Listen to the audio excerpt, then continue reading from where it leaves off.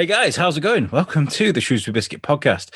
Of course, it's me, Alex Whiteley. Thank you for joining us. And today I'm joined with George McCay. Words, Whiteley, get him out. George, I met a while ago at Hickory's. One of the nicest guys I've spoken to on the show, to be honest. I'm pretty sure we recorded our conversation, George, and we released that. I'm sure we did. So you may have noticed George a while ago. A while ago. It was when Hickory's first opened, the opening night, wasn't it? Yeah, it was. I think it was the second day of the soft launch. Yeah, that was amazing. That was like, for me, that was just crazy. I love Hickory's now. I'll just, but yeah, you are. Let's talk about sort of like hokey pokey, where that come from. And I think the best way to discuss it is sort of you as a young person and food. Where does it come from? Where does that desire to cook, make food, and create things come from for you? So that started back when I was a little kid. I used to hate doing my homework, and the easiest way to get around doing that was to either do my music practice or offer to help mum cook in the kitchen with the promise that, after dinner, absolutely, I'll do the homework. And then I get to afternoon, actually, I'm really tired. I'll do it first thing in the morning and then wake up too late. So I've always enjoyed cooking and eating and, all that side. And then when I was 15, I got my first job in a restaurant. Fell in love with the way people work. It's so fast paced. Everyone's kind of moving around. There's always something to do. And so every time I went to do a college course, I'd get halfway through and feel like I was waking up later and later for college, but taking on more and more shifts for work. And each time actually much more food is my scene than academia. I take it I have worked around food. When I was about the same sort of age, I worked at a cafe. I made a killer breakfast bap, great coffee and stuff. And it's one of them, you'd pour the coffee for people that start reading the paper, like, how's it going, Alex? You're like, typical cafe finger. And I enjoyed that really.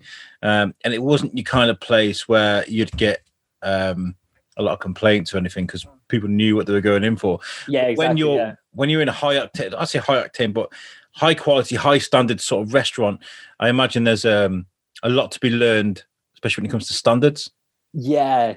So first thing I always did when I started was, even before an interview, I'd try and get hold of the menu and learn what was on the menu, so at least I could chat about that. First place I really had to learn everything in and out front of house was lock fine.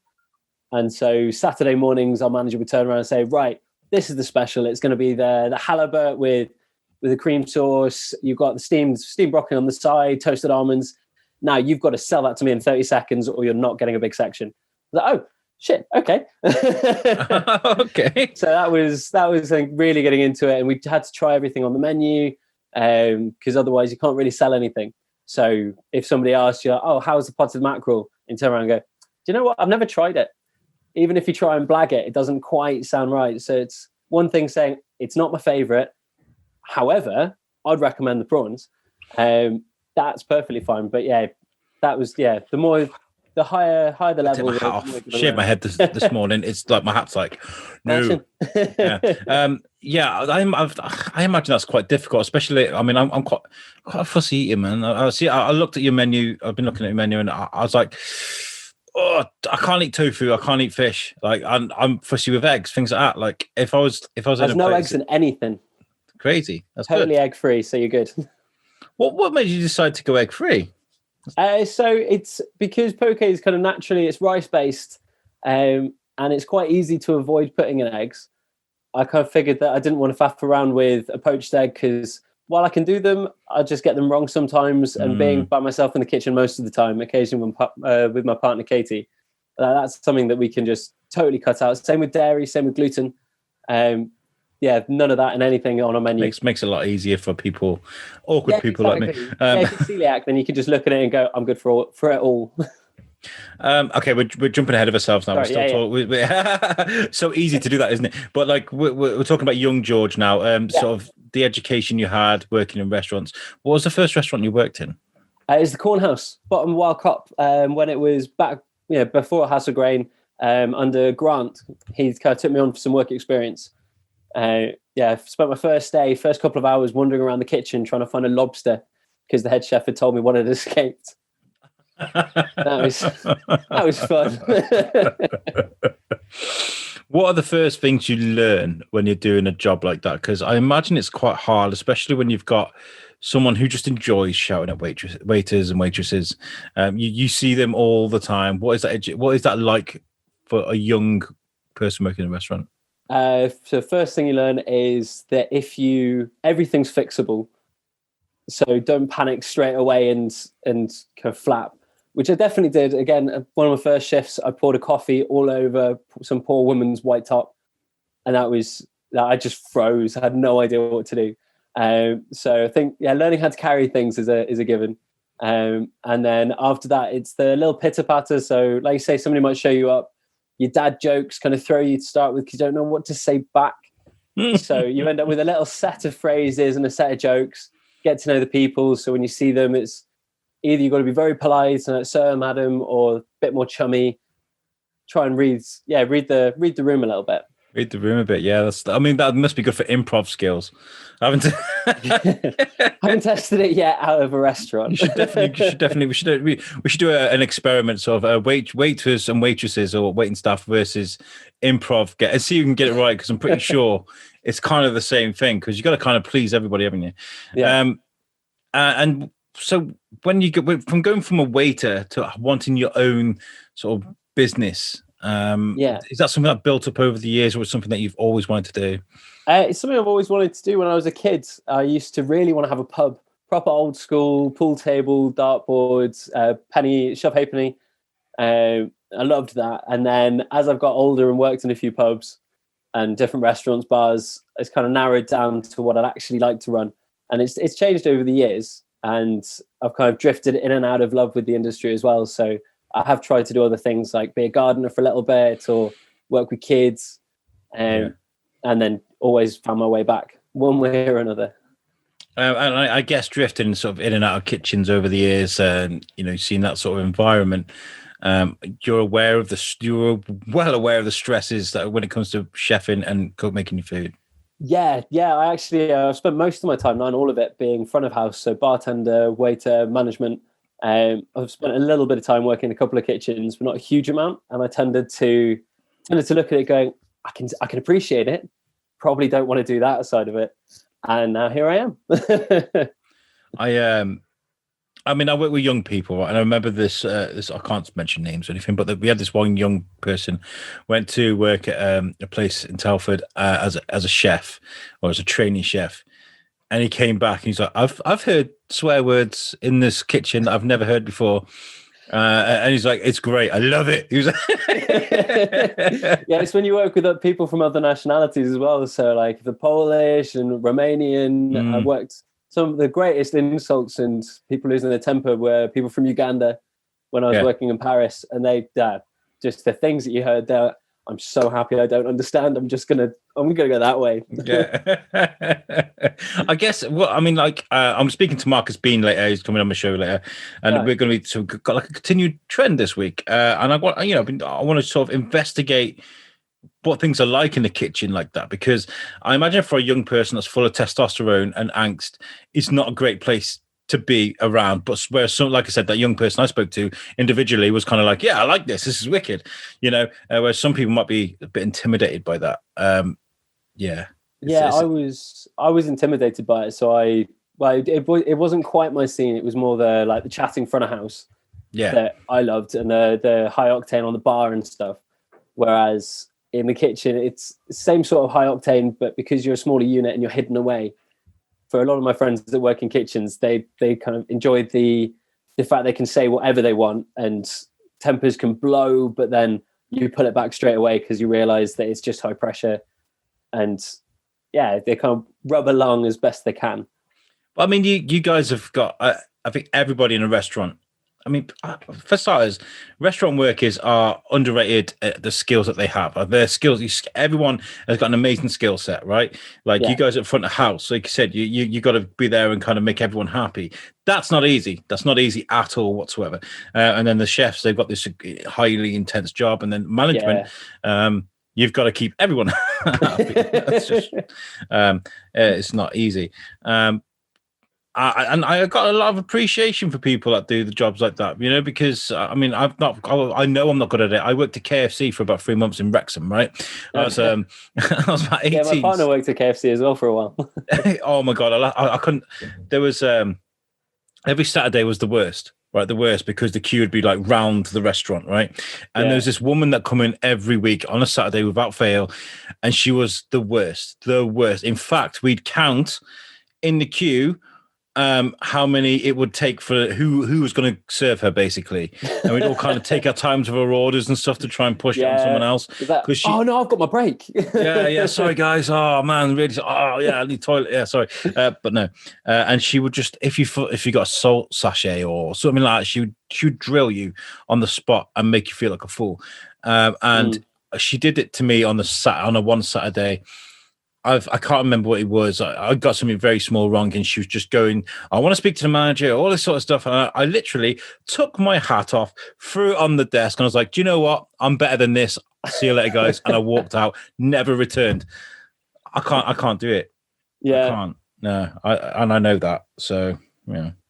The first thing you'll notice, by the way, guys, if you go to the Hokey Pokey website, which I have, you will see that one of the first things you mentioned, George, is that you went around traveling, or you've been traveling extensively for 10 years, and it's kind of changed your outset on a few things.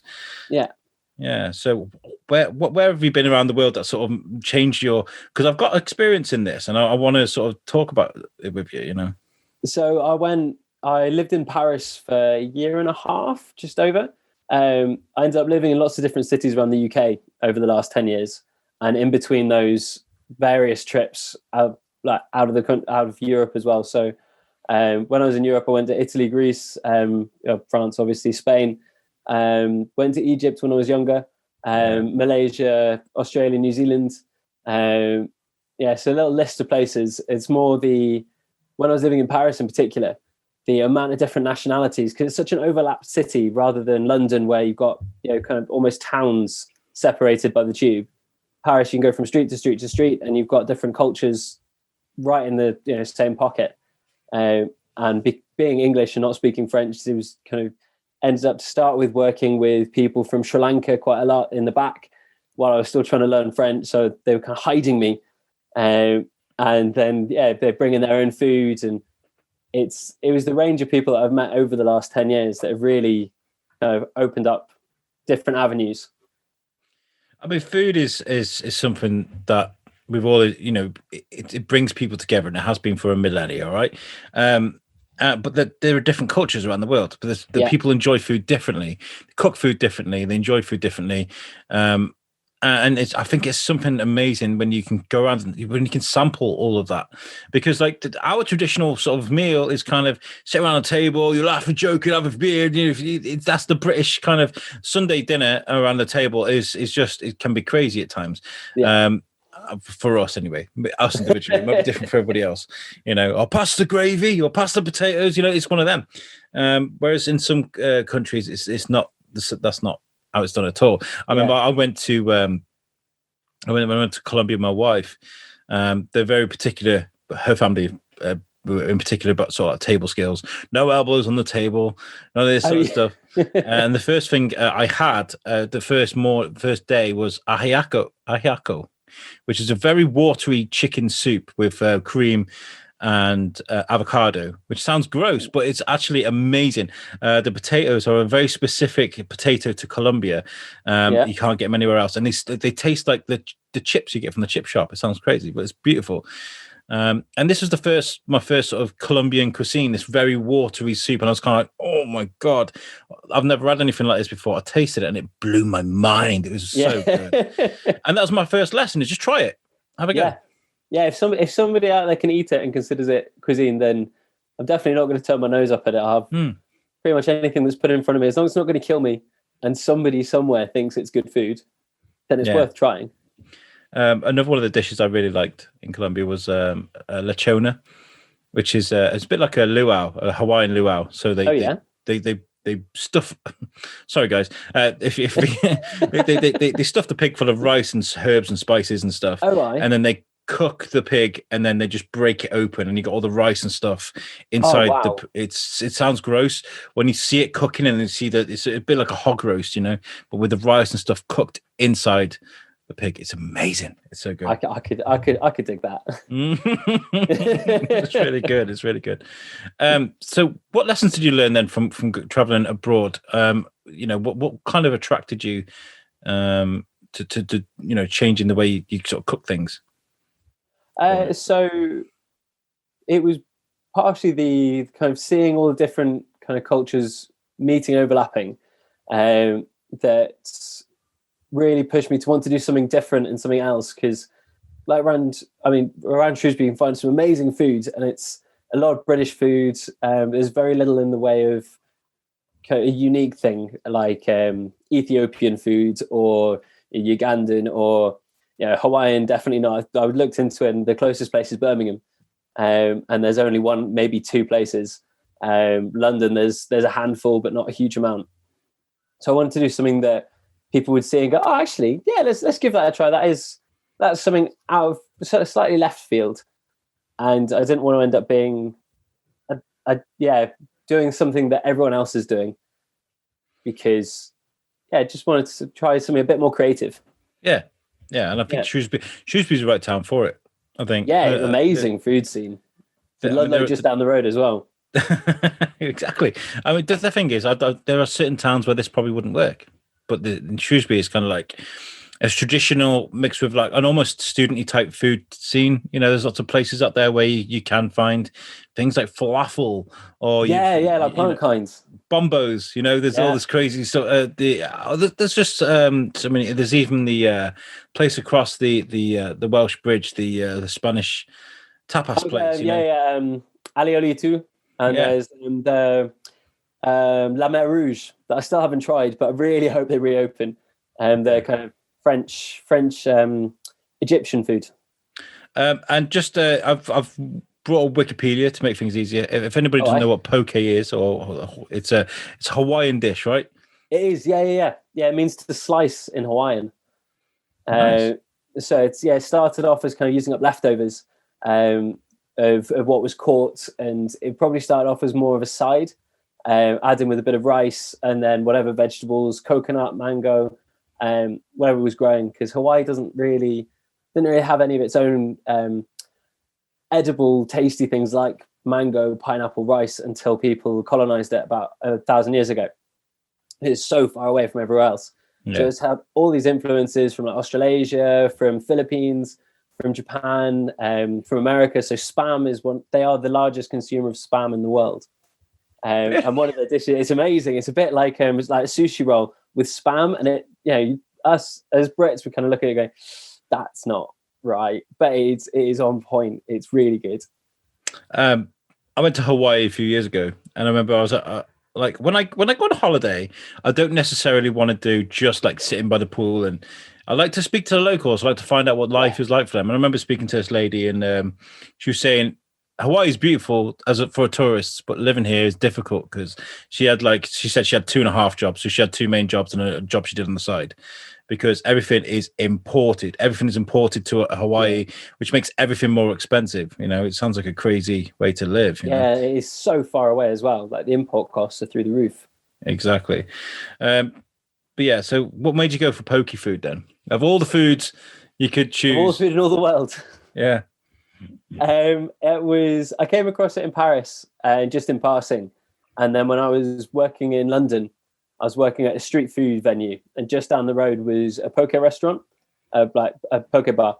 And there was the one day, I have to admit, I was so hungover and had to go in to do a stock take. And my manager went, "Do you know what? What you really need is poke, because it's so fresh, it's light, it wouldn't leave you kind of like feeling heavy, it's not greasy. It's got all the nutrients that you needed to recover." So what started off as just the one-off, I need this as a like medicinal. Turned into kind of 3 times, 4 times a week, stopping off there on my way in. And the joy about it was because it's a cold salad anyways, it kept for later that day too. So if I just had a time for a quick bite, I keep it in the fridge in the back of the bar and turn around, scran a little bit more.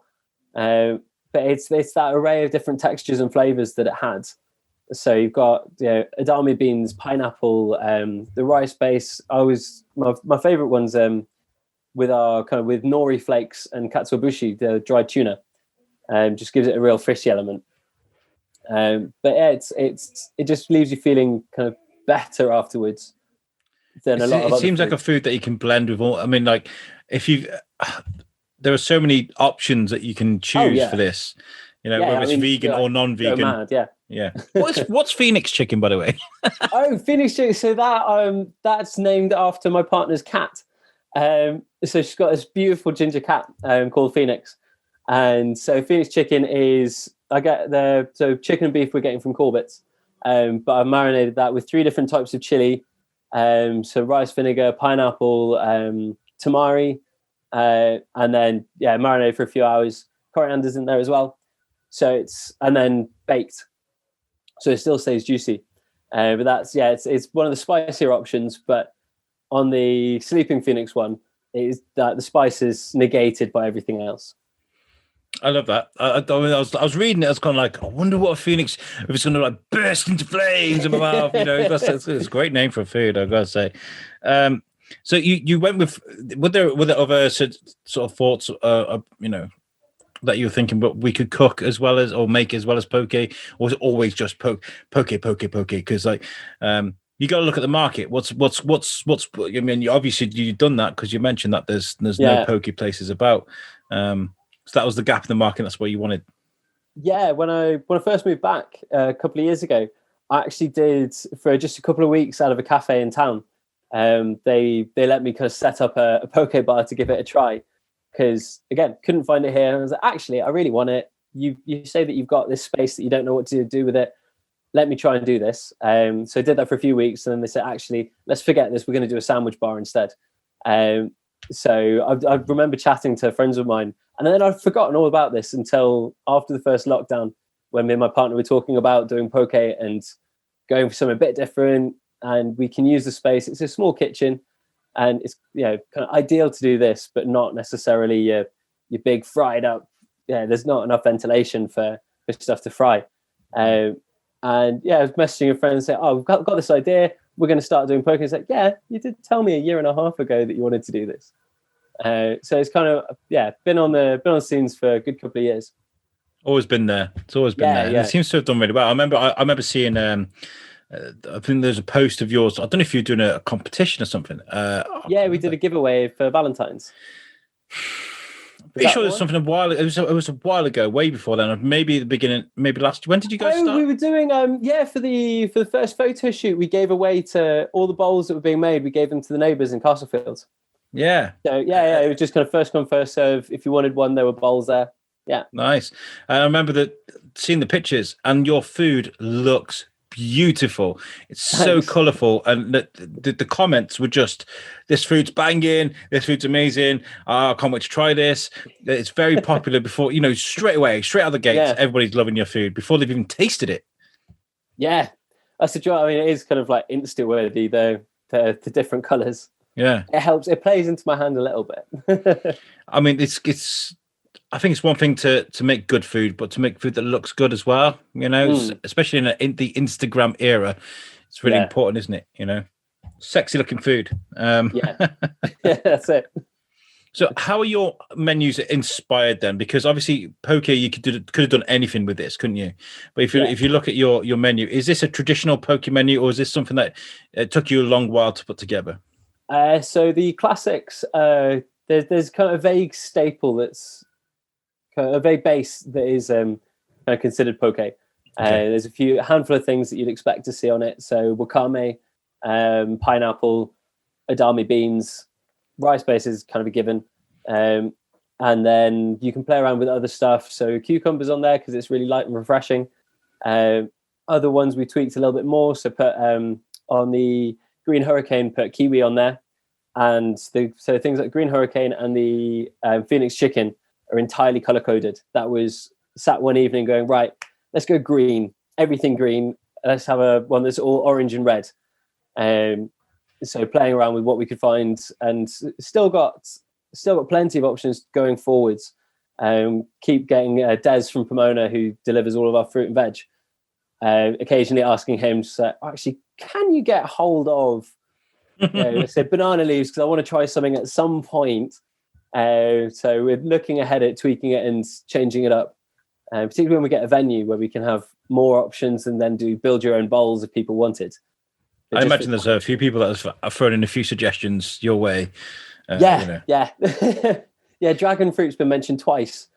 There is no way on earth we can afford dragon fruit. It's mental expensive. It is crazy expensive. I worked on the produce department in Asda for a couple of years. I know. It's hard to keep as well. You can't. Once it's open. Yeah. I mean, vegan. There's a strong vegan sort of presence here. Is that just come naturally with the food, or is that for a reason? It's a bit of both. I've kind of looked at poke bowls going, this is actually really easy to make vegan because it's all the fruits and vegetables are there. It then just seems to be the middle bit or potentially the sauces that you add in, dairy, the elements that vegans can't have. So all of the sauces are avocado mayo, for instance. Everything's vegan there. So it doesn't matter what sauce you go for. And wanted to push harder and harder into the vegan side because more and more people are going vegan. And it's easier I feel it's better to accommodate for everyone. So the greater denomination than angle for a smaller group and then cut out a whole chunk of people that I could easily cater to, but have decided that for convenience, I've added milk to everything. Did you get a boost in sales in January for Veganuary? I think it helped with the first few weeks. So it tied in nicely with the kind of honeymoon bubble of people going, oh, we will give this a try because it's brand new. But then fighting against the cold, the floods, the snow, blue sky out the window now is going to help us quite a lot. But yeah. I spoke to Michelle from the Vegan Hub, and we were talking about Veganuary. I was like, I'm not even going to even consider try it because I would love to try it. I would, but I'm not in the right state of mind at the moment. Like you said, I mean, I've given up alcohol for Lent, which is great. But even that, some people have gone, nah, it's the wrong time to be doing that. When everybody's sort of cooped inside, and the same with I need my comforts, right? I need my comforts when everything's going on around us the way it is.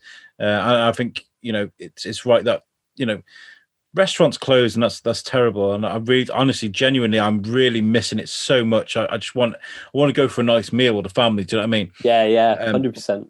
But at the same time, what lockdown did for local food, local food companies, restaurants that could deliver, it just boosted sales. We've seen so many businesses pop up because of this. And you can do it from home. I mean, the policies are actually relatively easy to manage. Mm-hmm. If you look through the council website, so you just register your address a month ahead and they send somebody around to check. But that's as long as you're following the booklet of health and safety regulations. Once that's done, you can run any food business from home, really. It's then just you're worrying foods like sashimi. You've got to really know what you're doing. But it's been great to see stuff kicking off. What's sashimi? Sashimi. So that's something that I am looking at trying to get. So either sashimi or ceviche, or preferably both. Sashimi it's raw fish. So it's your slices of raw fish. And so originally we were looking at having sea bass ceviche. And ceviche is a Peruvian raw fish that's been kind of cooked in lime juice and a couple of other things like red onion. So it's really, really sharp, light flavor. And it worked really well in the bowls, but our fish supplier was closed over the first couple of weeks. And actually, the smoked salmon option that we swapped for last minute has worked really well. It's one of the most popular ones. But definitely looking at doing ahi tuna. So I want to have tuna on there, salmon, and 100% want to get ceviche there. It reminds me of The Simpsons. He has the puffer fish. He's only selected. And that's the kind of the worrying angle is that there are kind of parasites that can live in raw fish. So you've got to make sure that you've 100% got a solid supplier, and that when it arrives, you keep it frozen until you're absolutely going to use it. Keep it chilled. Yeah, it's got to be. I imagine that's really difficult trying to judge whether people are going to buy that specific dish or not. Because I've been thinking about this. I've been thinking a lot about, because I knew I was speaking to you and Marcus today, about sort of Kitchen Nightmares, the Gordon Ramsay thing. Yeah. Where he's like, "Is this frozen?" And I'm like, how do you know to order so many like lamb chops or so many of this and so many of that to know, Yeah, well, things like if you've got octopus, because again, that's really popular in Hawaii, and I found a really amazing drunken octopus recipe that's cooked with beer. But something like that, you've got to freeze first, because the ice particles will separate the kind of sinews of the muscle. Whereas other stuff that's a bit more delicate, if you freeze it, then the ice particles will pull it apart in a slightly different way. So fresh is ideally best. Fruits and vegetables, I'm steering clear of freezing pretty much anything. And the only thing that is frozen is the edamame beans when it arrives. But that's it. And our prawns. And the fresh local ingredients, obviously, it's very important at the moment. Obviously, with Brexit, try and steer away from sort of getting things from across anywhere other than local. And I saw on your website you've got there's Barkworth's, Corbett's, Setanakai, which were across from us at the parade. Not so much anymore. We love the guys at the parade though. Snapdragon Whole Foods, Pomona Groceries, and the Market Hall you use an awful lot. Great resource, Pomona. right? Pomona we use all of the time. Des comes pretty much every day. And the joy about this is that apart from Sundays where he doesn't deliver, I can pretty much get what I need, order it the night before, it'll be there at 8 a.m. So I'm prepping up everything I need for the day on the day. Snapdragon Suze is wonderful. So getting a lot of our rice and things like that from her. We wanted to try and stick with local as much as we could. And John at Corbett's is such a lovely chap. Even when I forget to order a call up in the morning, going, John, I've done it again. Can I still get a delivery? Amazing. I love that. I love that you're using the Market Hall. I don't do enough of the Market Hall. I did it first. They used to let me set up on the landing in the Market Hall. There's by the general office. There's a little tucked away table. Oh yeah. And we used to set up there, and we used to speak to people there. It was really cool. You don't get like an old guy going, "Oh, what's this? Then is this the radio?" And I'd be like, "No, it's a podcast. We're just interviewing. Thanks for saying hello." But it was fun. We should do a bit more with the Market Hall. Absolutely, it is a great resource. Speaking of Brexit, has this affected you in any way? Is there anything that's going to cause you any concerns? Because we opened up Brexit Day on January the 1st, I think we lucked out that a whole chunk of like our kitchen stuff. We had to build the kitchen beforehand. All of that arrived before Brexit happens. A lot of what we're getting in, while Brexit might affect it, it's kind of affecting it steadily. So aubergine's gone up in price. That's a big one. Anything from Spain really seems to be going up. So that was a heads up a couple of weeks ago from Des. So still waiting to see how bad it's going to affect us. But I don't think it shouldn't be anything that we'll notice as this used to be so much better a year and a half ago, because we've got absolutely no idea. I've seen a few people that are like, "You want me to pay how much for my delivery now?" And I was well, this is Brexit Britain people. I think that nearly got sent back because we thought it was going to be a huge import cost, and thankfully it was negated and fine. But this is now the worry for a lot of people. Hopefully it sort of balances out a bit, because I know you can't do something like this without expecting any sort of teething problems and what have you. Now I was talking about people reacting to pictures of your food and how well it was received. Did that affect your sales? Were things like, as soon as you opened the gates, was it good, or did it take a bit of time to progress? Oh, it was good. It's been nice and steady, which has been great to see, because there's always the chance that when you first open something, your friends and family will try it first, and then after a few weeks when you go, "Oh, this is going brilliantly," then it all dies off and you realize that your friends and family were just being nice and nobody was actually buying it. But we've got a steady base of regulars that I've seen already. Some people have ordered about 6 times, and considering we've been open for 6-7 weeks, that's the thing we really like to see. And then as it opens up a bit more, hopefully with people milling around and bumping into each other and chatting, and being able to have it out in parks and outside, because you can just take it wherever you want. Keep it steady and building up. So you guys haven't got a restaurant yet, have you? No, just delivery. Yeah, just delivery from home. So looking at a venue in a few months, we hope. Oh, That would be amazing. But yeah, we'll walk before we can run. yeah, very important. I mean, we Yeah. spoke. Liam Tinsley is a good friend of ours. Runs Feast. He's a good guy, Yeah. and he uses a dark kitchen, which is a really cool idea. So you have a full kitchen that you just cook things and send out. Yeah, exactly. I mean, if you keep the overhead sort of low, in that sort of scenario, it's great if you could do it from home. But I imagine, like, when you're hiring a dark, is it more expensive? Is it cheaper just to hire a kitchen than as opposed to a whole like sort of restaurant type thing?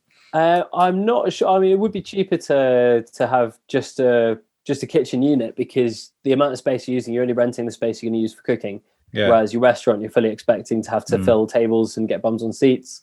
Even if you've just got the small walk-in, that's a whole bit of floor space you've got to pay rent on that you're not actually cooking off. We're actually doing it from home. So That's the nice. overhead's a zip, which is definitely a good way for us to start, because it's slow enough to start anything. But this way, we're paying the rent anyways, going to be buying food in anyways, so I'm just eating the leftover waste, and that works for me fine. Self-sustaining. That's great. Yeah, that's what everybody dreams for, isn't it? Self-sustaining. That's fantastic. But like, it is a big leap, isn't it, to go from working in your own place to sort of having your own venue, like you were just talking about. Is it worth taking that risk, or at the moment are things that good with takeaway food that you just kind of like, okay, for a little bit, you know, what's your time scale like? So what we would hope to do with a venue would be to make it, because Katie, who does this with me, she's photographer, videographer, loves to do kind of art and all the rest. So we turn it more into a kind of almost an art installation as a venue. So somewhere that people want to go into and just see anyways. Still run it as a takeaway for people to grab on their way to or from the train station, going to work. Run the takeaways through Shrewsbury Eats, keep that going permanently. But we wouldn't necessarily rely entirely on people filling up the venue all of the time, because I think for the next year or two, people are still going to be nervous about going to like closed off spaces. They still want to go sit far away from each other. It's not something that we planned for to be able to cram in again. But have the visibility of a venue would be perfect. And this is the thing, right? I've never disagreed with social distancing, because I think it's a fantastic idea, regardless of a pandemic or not. I mean, I don't want some guy breathing down my neck at the moment in the co-op, you know. So get stuff back a bit more, buddy. It's not a bad thing at all. What does it mean to you then to have your own restaurant now? To go from the bottom. Not from the bottom, that's probably the worst way to describe things, but from the first moment of working in a restaurant as a waiter, as a barman, as a manager, to have your own thing that you've made yourself, what does that feel like to you? It's brilliant. I mean, we run every day. I think I've had since we opened two days off, one of which was because we closed for the snow, and building the kitchen before that. But it doesn't feel like I'm kind of gunning for a whole day off. I'm not starting my week going, oh, this is going to be such a long week. This is like what I want to be doing, and I get a huge amount of enjoyment, particularly when people send an email in saying, right, this was brilliant because of this. That's getting the feedback. Everything about it hits really personally, and so building it up that way. It's so great to work for yourself. And it's I like to see that you're trying to get things right across the board as well with the veggieware stuff. Yes, carbon footprint. You want to keep it as low as possible. Yeah. So we were looking at all different takeaway container options, right at the very start before we'd even got a menu sorted or the rest.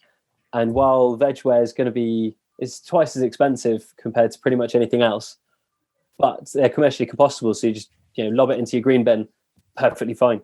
And we didn't want us to be an extra cause of build-up of landfill. And because we're takeaway, we're not washing up any of the containers. So for everything somebody's eating, they've got a bit of waste, and which you wouldn't have in a restaurant. It's not that unnecessary. It's almost unnecessary waste because we don't have the ceramic plates you can wash up. But we wanted to do it that way. Nice. And I thought what was really nice touch as well is the 5% that you give to Disruption Mind. Very, very we've good. we've tweaked when we first opened, we said it was 5% of our sales. We've figured out it's 10% of our profits.